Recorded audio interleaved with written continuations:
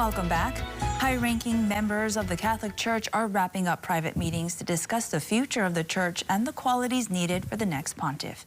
The conclave is set to begin on Wednesday, which is tomorrow, and joining us to explain in further detail is Father Mark Gantley, the Judicial Vicar of the Diocese of Honolulu. Thank you so much for being here today. Thank you for having me. Yeah, so please tell us a little bit more. What is the conclave and what relevance does it have for people here in Hawaii? Well, the conclave, the Cardinals are locked in. They are restricted from access to anyone during the actual meetings that are going on. They will not be able to communicate with people outside. So conclave means with a key that they're locked in. And the biggest relevance for Hawaii is that the next pope is going to choose the next Catholic bishop of Honolulu. So Bishop Larry Silva turned 75, our current bishop, in August, and he was required to submit his letter of resignation at 75. And now that always takes a little while to be accepted by the Pope. You know, things take time. And things are kind of behind right now with a lot of open dioceses in the United States. So, you know, I expect to have our bishop for another couple of years. But the next pope will choose our next bishop. And Bishop Larry was chosen by Pope Benedict. And so he was kind of more in the mind of Pope Benedict. So, you know, whatever is decided for the conclave will decide our bishop and the leadership here in Hawaii. Yeah, and that is a very huge impact for us here in Hawaii.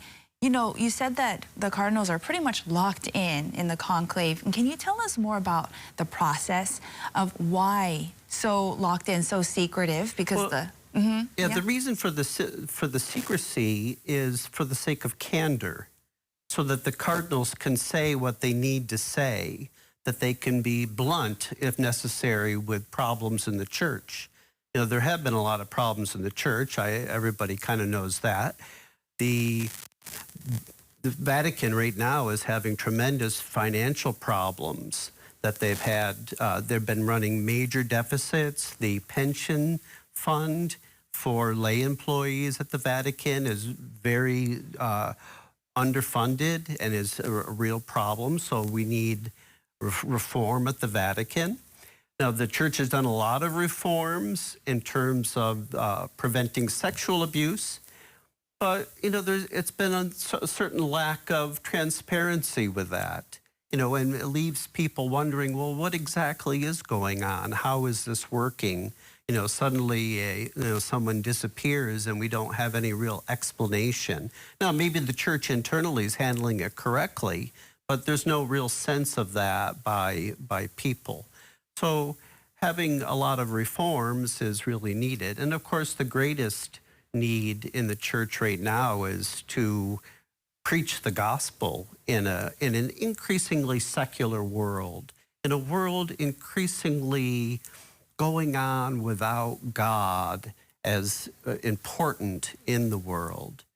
So, you know, that's certainly a big factor. So with that being said and all the issues that you've laid out, you know, what are we looking for in the next pope? Are we looking for more of like a Pope Francis or a traditional sense like Pope Benedict? Well, you know, it's funny that in the 1970s, Pope Paul VI was appointing more, perhaps, you know, progressive bishops. And, you know, they elected Pope John Paul II, a very traditional bishop. And then Pope John Paul II, then Pope Benedict appointed rather traditional bishops and cardinals, and those cardinals elected Pope Francis. So it's not necessarily, you know, going to be what you expect based on the cardinals. So it's really going to be interesting. If there's a clear front runner, you know, the whole thing could happen rather quickly. If they're not decided and there's really a lot of debate about what's needed in the Church, then it could take longer for them to reach a decision. And before we wrap up, I do want to ask, so how soon can we expect the next pope to be announced? Well, on the first day, there's one vote. And then on every day after that, there's 4 votes. Now, they're only going to send up the smoke twice a day. They burn, the ballots from the morning once, and then from the afternoon once. So they don't send smoke up 4 times a day, although that would be kind of fun. So they will vote a lot every day, is 4 times a vote. So that happens rather quickly. Now, after 3 or 4 days, they do take, I can't remember exactly, there's a break day, for discernment. But a lot of the cardinals don't know each other very well. Pope Francis chose to meet with a small group of cardinals instead of meeting with all of the cardinals. And he appointed many cardinals from the peripheries, from the kind of the outskirts of the church, which is wonderful. But as a result, they don't know each other that well. And having them, so they may want some time to even get to know each other even more.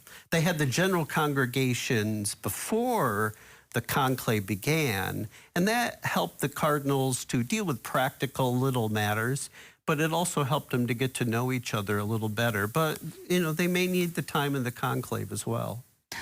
All right. Well, thank you so much, Father Gantley, for the insight. Sure. Glad to be here. Yeah, thank you very much.